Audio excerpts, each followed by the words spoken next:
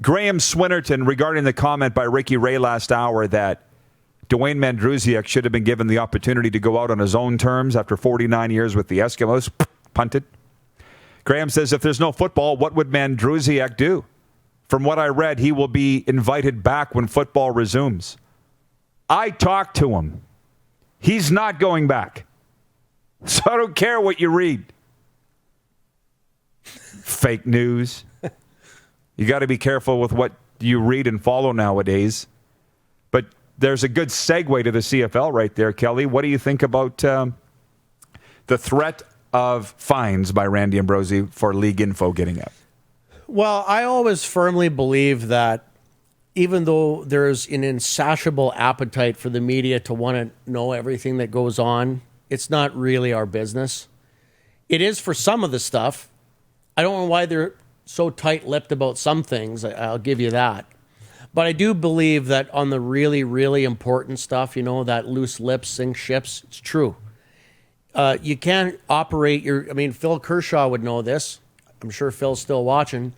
You just can't afford to have, board of directors or owners that have loose lips going around and sort of telling people, especially the media, things that are supposed to be kept internally and in-house. Now, that doesn't translate to everything. There'd be some things where it's like, well, what difference does it make if the media know about this or about this? It doesn't adversely affect the way we go about our business. But there are certain things that, and we don't know what he's referring to specifically, but there's obviously things that are getting out there that's infuriating the guy, because everybody leaves a conference call or a Zoom meeting with the absolute bond and pact that we're not going to talk about this, guys. And then there's people calling his office saying, yeah, I just got off the phone with one of your presidents, I won't say which one, and telling him everything that was talked about in the meeting that everybody agreed we were going to keep a secret. And he's probably had enough. That'd be my guess. Without knowing what we're talking about specifically, it's hard to kind of know how to answer that question. But I do think that there are times where commissioners get very frustrated that guys can't keep their mouth shut. Some stuff is not for everybody to know. Well, Justin Doug might have some more intel on that, but I would suggest this. You should just assume that it is going to get out there. So go about your business that way. Is that fair? Does that make sense?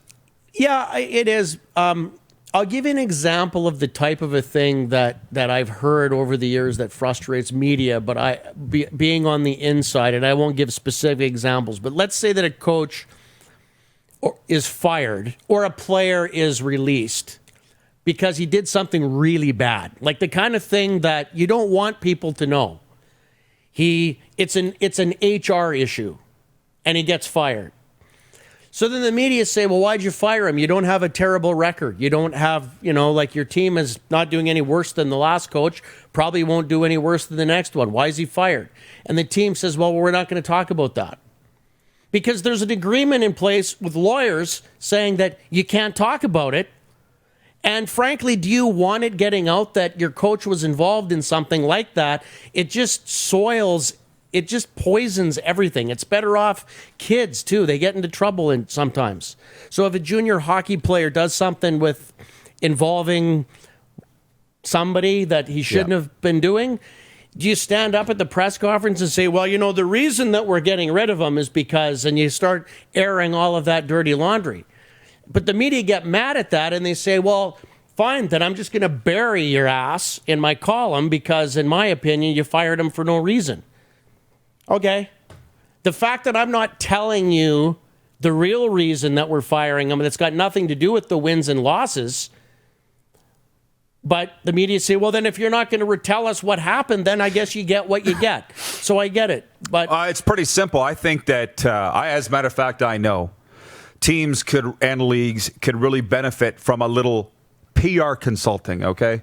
Because I know this, whether it be my own information that I want or don't want out, or me being on the other side of the podium and me wanting to report on this. If you simply say it's a legal matter, we're not talking about it, most people will drop it. And if the media is going to be jerks about it, they're going to be jerks about it. Not everybody in the media is a good guy or gal either. And interesting point from Phil Kershaw, again, He says, again, Kelly, you're right. The governors need to keep their comments within the room. CFL in tough times doesn't help to wash your dirty laundry in public. No, but the CFL's got so many problems right now, and I struggle with it because I love the CFL so much. But an American football guy yesterday said to me, like when I say American football guy, he's in the States. Down south, he goes, the CFL looks terrible that they didn't play. It's like everybody else really found a way to play, but the CFL couldn't. They're handling on a day-to-day basis right now a PR nightmare as it is. And do you not think it's a little ironic that Arash would report the threat of fines? Do you think Randy wanted the threat of fines to get out there? So it's very clear that there's no way they can stop the leaks. They can't. Well, they can't. Let's put it this way. I bet if a couple of guys get slapped with a $25,000 fine, when that happens, you'll see guys tightening their lips, or at least, if nothing else, being more selective about who they give the information to. Yep. I just personally don't believe that when people are in a place of business and people make mistakes and they do things they shouldn't do and they get fired for that. It's not everybody's God-given right in the world to know why they got fired. Right. Sometimes the best thing an employer and an employee can do is just say it's a matter that had nothing to do with football or whatever. It was a life thing.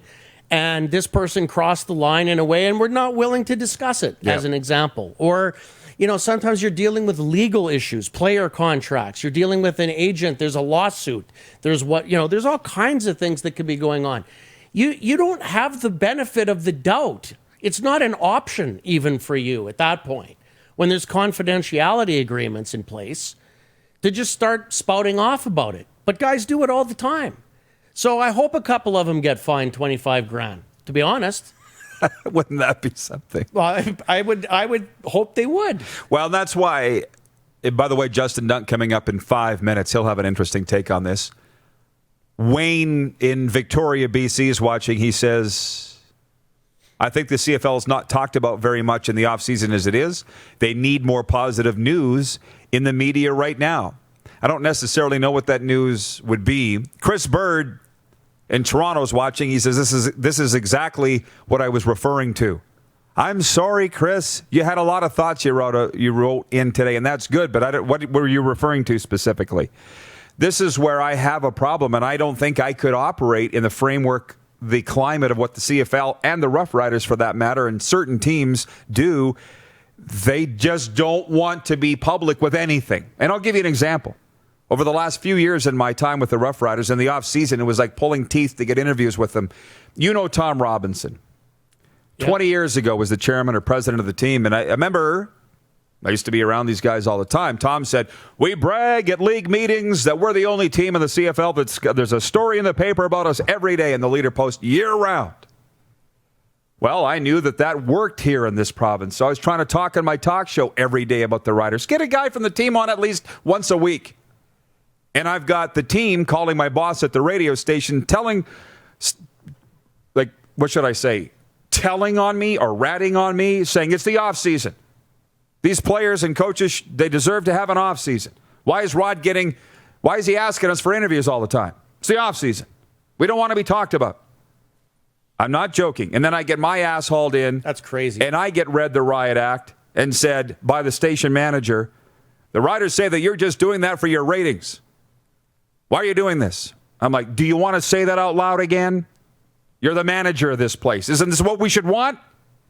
But they didn't want to do the interviews. I've been in the league meetings.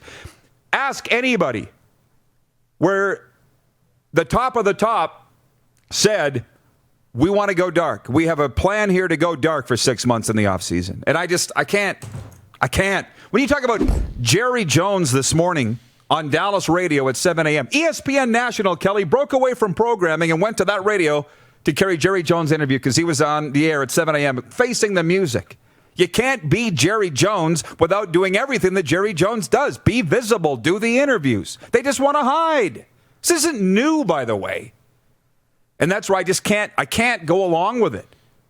And I probably told you this back in the day. My feeling was I can't be on the air every day for a few hours and say nothing. Sorry. Give me something. But they don't want to give anybody anything. That's the climate now. So what would be an example? Help me understand. What would be an example of the type of a thing that, in your mind, that they're keeping from the fans that they shouldn't be keeping from the fans? Like, what would be an example? Currently or all time? Like right now, like... I don't know and I don't care.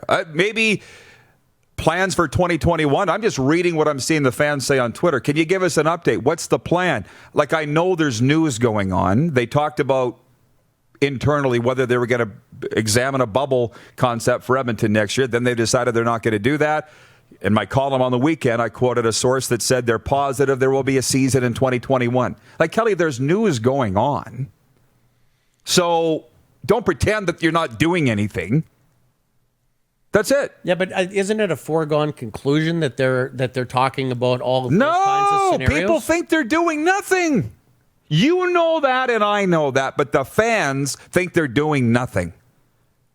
So there are people that think that Randy Ambrosie goes to work every day, doesn't take a call, doesn't make a call, just sits with his feet back and watches soap operas during the daytime, and they're not being proactive about putting a plan in place.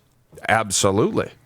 So he should call a press conference and say, okay, everybody, we're putting a plan in place. Any questions? What's the plan? We don't know. Next question? Like, that seems silly to me. That's totally fine. And I'm not saying the commissioner needs to do a news conference every day or do interviews once a week. But just be visible, Kelly. It's tumbleweeds across this country. Come on. Except for just a few of us talking about the CFL, there's nothing. And that's not good. Especially when some teams are sending out their season ticket info in the mail right now for next year. Why would you buy tickets now, right now? What has you excited about the CFL for next year? And yet you're asking for money. Come on, I know you better than that. And Chris in Toronto, by the way, says I was referring to conversations between governors that need to stay under wraps. There's other stuff that the league could talk about publicly. That's what true. I say. That's what I was saying. We don't need to hear from the commissioner every day, but there's got to be some news. Well, yeah, I'm going to break and come back with Dunk. All right, it's the RP show. You're welcome to stick around.